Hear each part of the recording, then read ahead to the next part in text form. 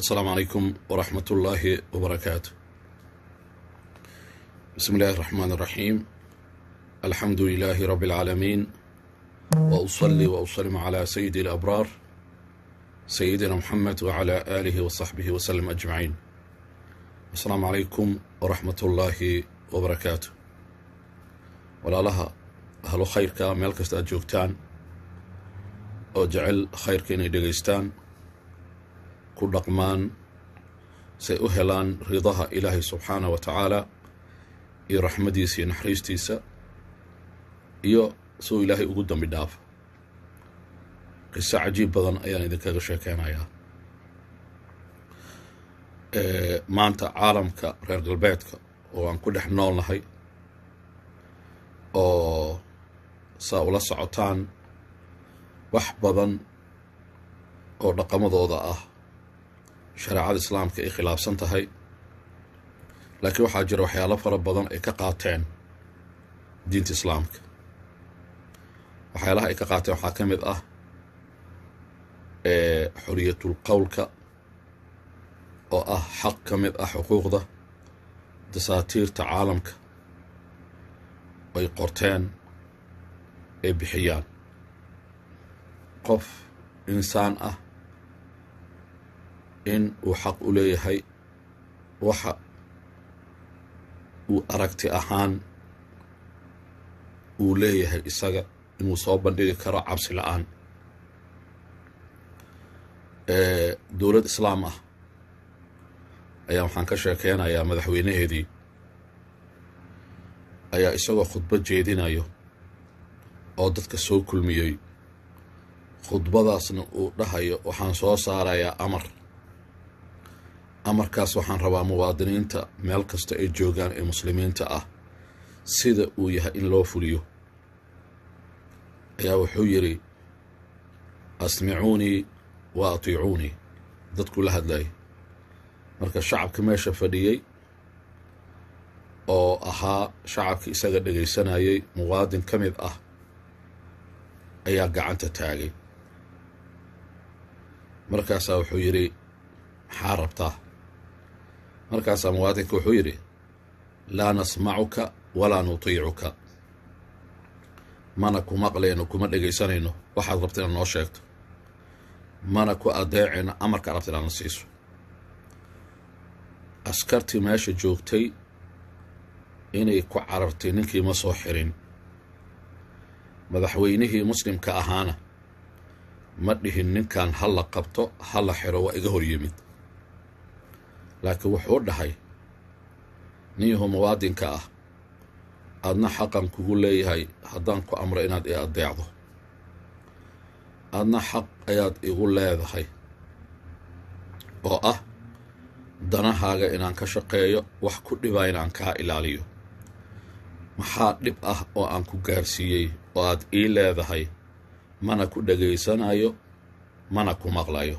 maxaa igu haysataa muwaadin yahow? muwaadinkii wuxuu yidhi magaalada madiina ayay ahayd oo magaalo madaxda muslimiinta oo madaxweynahaasi uu fadhiyey, waan sheegi doonaa. ayaa wuxuu yidhi madaxweynuhu waxaa la keenay marooyin oo loogu talagalay muwaadin kasta inuu hal go' uu qaato. marooyinkaasi cusub oo la keenay oo nidaamkaaga oo public welfareka oo dadka si simana ugu qaybiso oo cadaalad ah, waxaa ii muuqato cadaalad daro xafiiskaaga inuu ka socdo.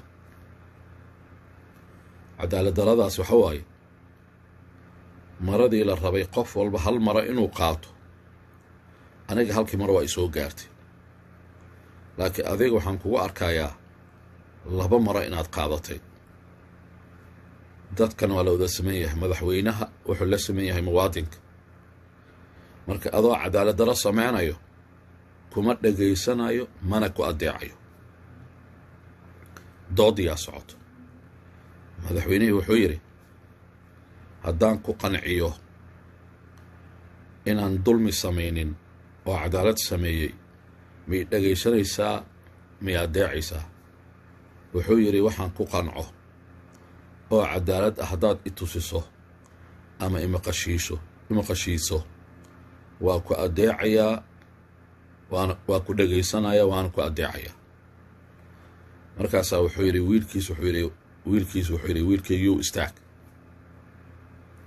u sheeg labada go' aan wato iyo meesha ka timid. markaasaa wuxuu yidhi wiilkii cumar uu dhalay radia allahu tacaala canhu, qofkaan aan sheegi doono waa madaxweynihii cumar ibnu alkhataab. wuxuu yidhi aabbahii oo madaxweynaha ah waa nin dheer, 1 2 waa nin aad u xoog badan oo jismigiisa buuxa. marka wuxuu yidhi maadaama aabbo maro keliya aysan ku filneen, maradiisii waxaan ugu daray aan siiyey teedii. sidaasuu 2 maro ku haystaa ee 2 maro gooni uma qaadan. markaasaa wuxuu yidhi ninkii waa istaagay, wuxuu leeyahay madaxweynow al'aana asmacuka ama nasmacuka wa nutiicuka, haddeertaan wixii ka dambeeya waa ku dhagaysanaynaa waana ku adeecaynaa. madaxweynahaasi wuxuu ahaa madaxweynihii caadilka ahaa, madaxweynahaasi muslimku wuxuu ahaa cumar ibnu alkhataab. wuxuu tusaale u yahay madax kasto darajaday doonto ama darajaduu doono madaxaasi ha joogee oo ricaayada amrayo wax wanaag ah.